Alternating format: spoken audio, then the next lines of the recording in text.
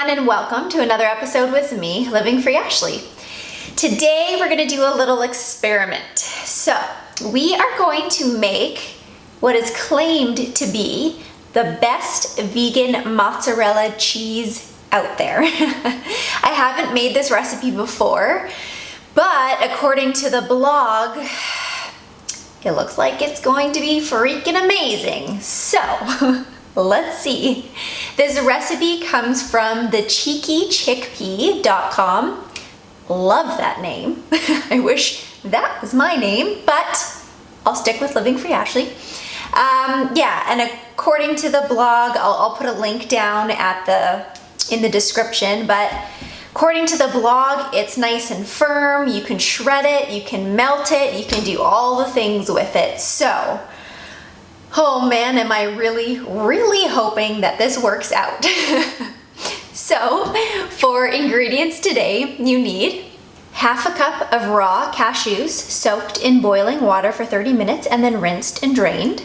3/4 cup of plain unsweetened vegan yogurt.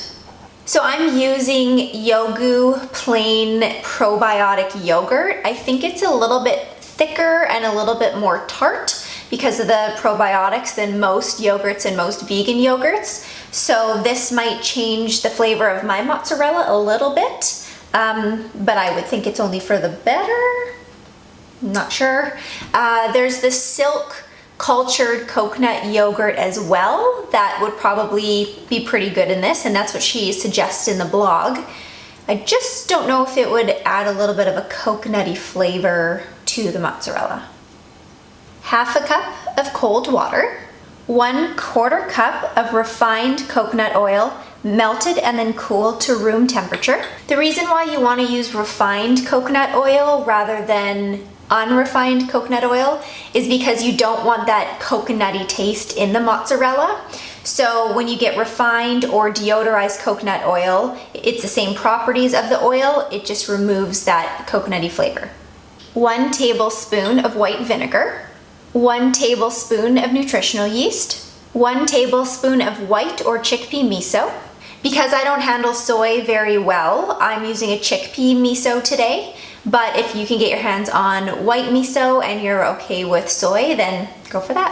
1¼ teaspoon of sea salt, 3½ tablespoons of tapioca flour or tapioca starch, and 2 tablespoons of agar. So agar is a plant-based alternative to gelatin.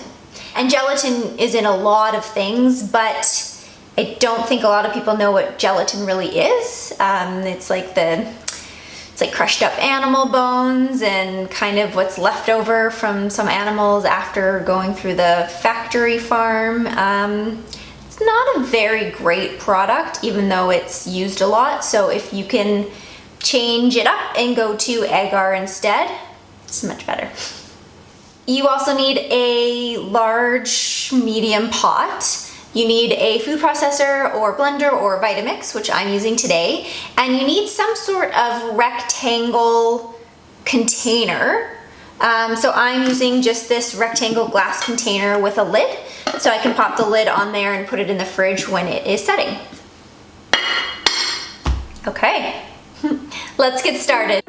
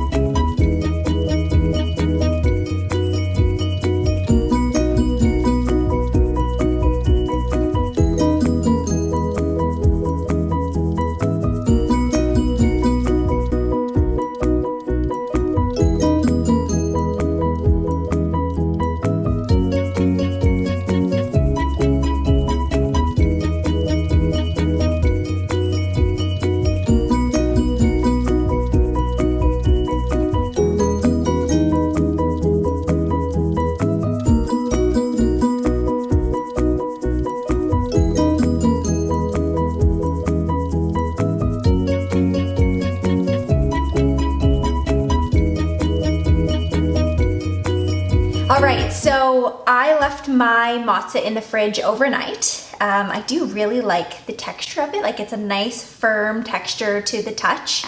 I do have a bit of a confession to make. This was my second attempt at it. So the first time when I had the pot on the stove and I was whisking it, I whisked it for too long. I was kind of waiting for something to happen. I think I was waiting for the texture to get even stretchier and cheesier, and instead it just separates. So it was quite oily, and it was quite, like, when I poured it into my glass container, it set fine, but it just looked separated and oily. So I was like, okay, I'm gonna try this again.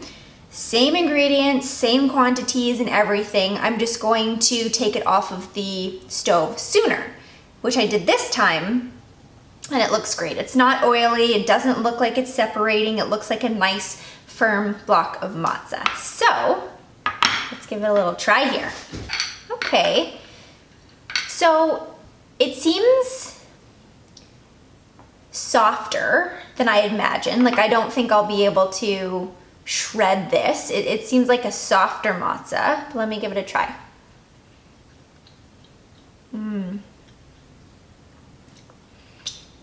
That's really tasty.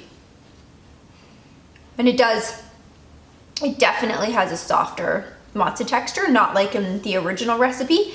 I think I might have to give this a few tries until I perfect it, but I think for my first / second attempt, pretty good. I think this would be really great on salads, or melted in like a pasta and a tomato or a pesto sauce, on pizza. I just don't think I'll be able to shred it at all, but really, really, really tasty. So, first attempt, pretty close. Not 100% success, but I'd rate it like a 90%. Pretty close. I'm gonna keep attempting this, and I will write down, I'll pin in the comments below if I find like little things along the way to really bump it up to that 100% success rate. But yeah, I'm pretty happy with this for now. Yeah, so thank you again for watching another episode with me, Living Free Ashley. Don't forget to like this video if you liked it, and subscribe, and cheers to living free.